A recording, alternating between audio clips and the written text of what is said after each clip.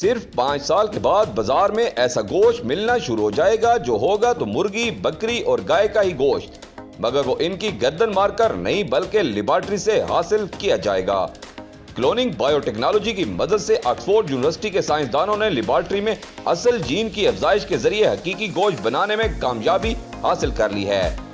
گزشتہ چند برسوں سے مارکیٹ میں ٹوفو کے نام سے نکلی گوشت فروخت کیا جا رہا ہے، جو عموماً سویا بین سے تیار کیا جاتا ہے۔ نکلی گوشت کا ذائقہ تو گوشت سے ملتا جلتا ہوتا ہے، مگر اس کی ساخت اور دوسری صفات گوشت جیسی نہیں ہوتی۔ لیکن لیبارٹری میں بنایا جانے والا گوشت ہر لحاظ سے اصلی گوشت جیسا ہوگا اور ابتدائی مراحل میں اسے اصلی جانوں کے جینز کی افزائش کے ذریعے تیار کیا جائے گا۔ مصنوعی گوشت کی تیاری پر امریکہ سمیت دنیا کے مختلف حصوں میں بائیو سائنسدان کئی برسوں سے کام کر رہے ہیں اور اس پر امریکی اور کئی یورپی ممالک کی حکومتوں نے ایک بڑی انعامی رقم کا اعلان بھی کر رکھا ہے۔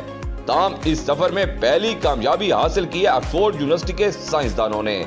ماہرین کا خیال ہے کہ 2050 تک دنیا کی آبادی 9 ارب تک پہنچ جائے گی اور موجودہ وسائل انسانی غذائی ضروریات پوری نہیں کر سکیں گے، خاص طور پر پروٹین کی ضروریات جو زیادہ تر گوشت سے حاصل ہوتی ہیں۔ آنے والے 15 سے 20 برسوں میں گوشت کی زیادہ تر ضروریات مصنوعی گوشت کی طرف منتقل ہو جائیں گی اور ماہرین کا اندازہ ہے کہ نصف صدی کے بعد انسان کلی طور پر لیبارٹری کے گوشت پر انحصار کر رہا ہوگا اور غذائی ضروریات پوری کرنے والے جانوروں کو زمین پر ایک بوجھ سمجھا جانے لگے گا۔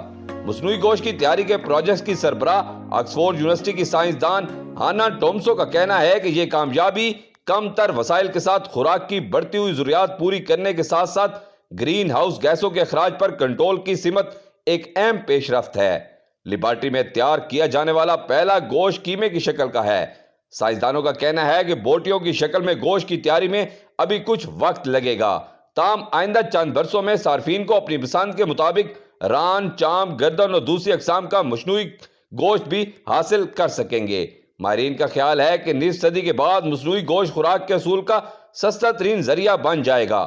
بھارت اور چین جیسے گنجان آباد اور غریب افریقی ملکوں کی زیادہ تر غذائی ضروریات مصنوعی گوشت سے پوری کی جانے لگے گی۔